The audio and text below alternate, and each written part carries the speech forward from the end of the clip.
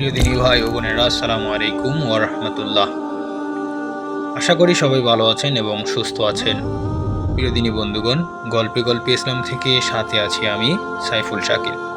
প্রিয় দিনী ভাই ও বোন, যদি আমাদের চ্যানেলের ইসলামিক গল্পগুলো আপনাদের ভালো লাগে, তাহলে আমাদের চ্যানেলটি সাবস্ক্রাইব করুন, লাইক, কমেন্ট ও শেয়ার করুন।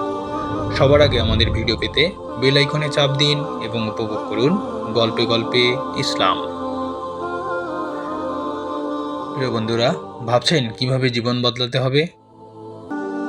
জীবন আর জীবনের দর্শন, তাই তো? একেবারে সহজ। আপনাকে দাঁড়াতে হবে আপনার রবের সামনে। কোনো এক ভোরবেলা কিংবা উদাস দুপুরে এক কাপ চা অথবা কফি হাতে নিয়ে দূর দিগন্ত নীলময় আকাশের দিকে তাকিয়ে ভাবতে থাকুন আপনার জীবনের উদ্দেশ্য কি, কেন সৃষ্টি করা হয়েছে আপনাকে। নিজেকে প্রশ্ন করুন, যেভাবে কাটছে আপনার নিত্যদিন, যেভাবে ফুরোচ্ছে হায়াতের সময়, আদৌ কি সেভাবে জীবন পার করার কথা? মৃত্যুর মতো এক অনিবার্য সত্যের দিকে দৌড়তে যাচ্ছেন আপনি। প্রতিদিন একটু একটু করে পৌঁছে যাচ্ছেন সেই অন্তিম মৃত্যুর দিকে, আর সেই অন্তিম মুহূর্তের দিকেও আরও নিকটে, অতি নিকটে। তবে মৃত্যুই কি আপনার জীবনের পরিসমাপ্তি? এরপর কি আরেকটা জীবন আপনার জন্য অপেক্ষা করেনি, যে জীবন হবে অনন্ত অসীমের? যদি আপনার হৃদয় সায় দিয়ে বলে হ্যাঁ, সেই জীবন আমার জন্য অপেক্ষা করে আছে, তাহলে আপনার আপন খেয়ালকে পরের প্রশ্ন করুন। সেই পরম বাস্তব জীবনের জন্য আপনার প্রস্তুতি কি? জীবনের দর্শন বদলানো মানে হলো জীবনে আল্লাহ সুবহানাহু ওয়া তাআলার কে জায়গা করে দেয়া, তাকে ভালোবাসা ও ভয় করা।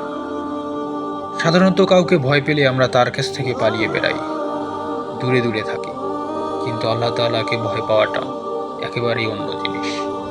এই ভয় হয়তো বেশি প্রকট হয়, যত বেশি প্রকট হবে আমরা ততই আল্লাহর কাছাকাছি চলে আসি।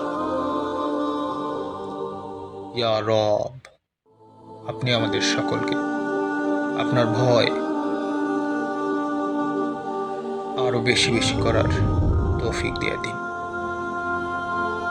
আমাদের অন্তরসমূহকে প্রশান্তিময় আর শীতল করে দিন, তাকওয়াপূর্ণ অন্তর করে দিন। প্রিয় দিনী ভাই ও বোনেরা, ভিডিওটি আপনাদের কেমন লেগেছে জানাতে ভুলবেন না।